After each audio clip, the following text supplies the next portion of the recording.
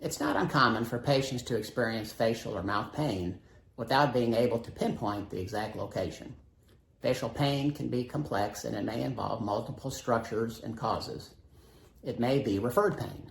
Pain in one area of the face or mouth can be referred from another location. For example, dental pain can sometimes be felt in the sinus or ear area, and sinus issues may refer pain to the upper back teeth. It may be a cavity that's close to the pulp, maybe tooth infection or inflammation, a tooth crack, or gum and bone infection. But what if an exam, x-rays, and photos rule out all these potential causes? Well, it may be the jaw joints themselves, which I find to be rather uncommon, or more likely, it could be the muscles around the joints.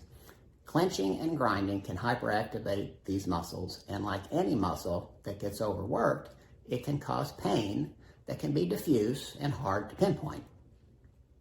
The TMJs themselves, if inflamed, may be painful or sore to the touch. You can check that yourself. Use your fingertips to press on the joints right in front of the ears in both the closed and wide open position to see if that replicates the pain. Next, get a couple of cotton swabs, place them right behind the eye teeth so they rest on the bicuspids, and then bite down firmly. This compresses the ball of the TMJs into the sockets of the TMJs, and if there's inflammation in the joints themselves, you may feel tenderness right in the joints. The muscles may also be sore, but try to focus just on the joints themselves, as this test is specific for the joints. Now you can check the masseter muscle. Masseter muscles are down and forward from the joints to see if they may be sore also. Press and rub the entire area. It's rather large, as you can see. However, the really diagnostic muscles are the medial and the lateral pterygoid muscles. They play a significant role in facial pain and temporomandibular joint disorders.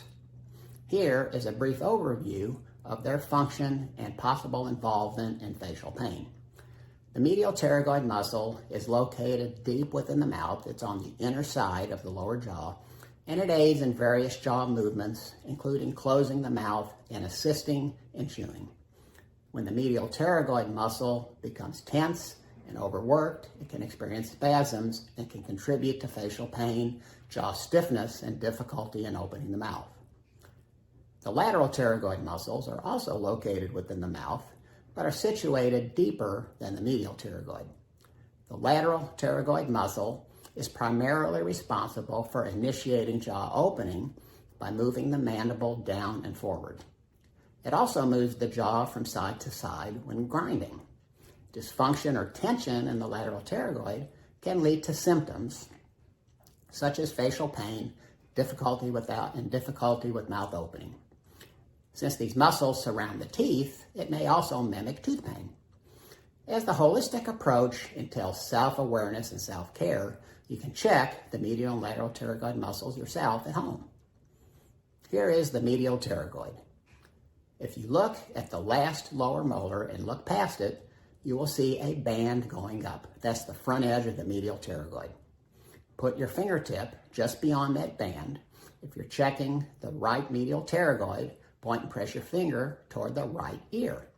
If the muscle is inflamed and overworked, it will feel sore and tender. This is the lateral pterygoid muscle. You can see it's around the corner of the last upper molars. Close halfway. Move your jaw to the side you want to check. That is to check the right lateral pterygoid.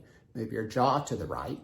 And then move your finger around the back corner of that last molar. And to check the right lateral pterygoid, point your finger toward the left ear. If these muscles are tender or sore to the touch, it typically would be both of them.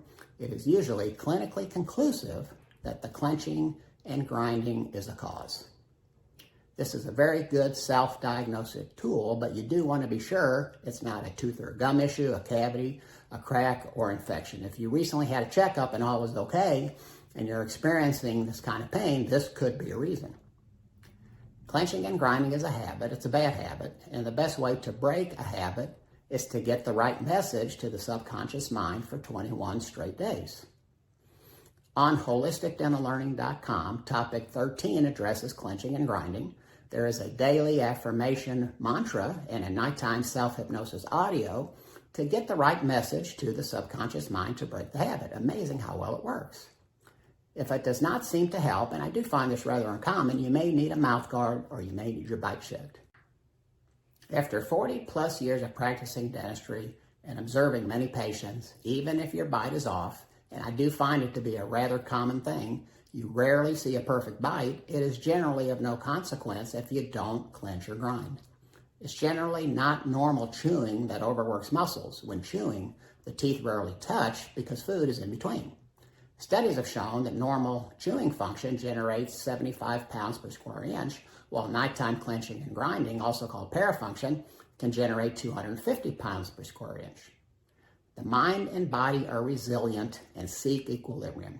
When stress factors are identified and addressed, it's amazing how the body can heal. And if a little more help is needed, non-invasive and natural treatments such as low-level laser can help the healing process.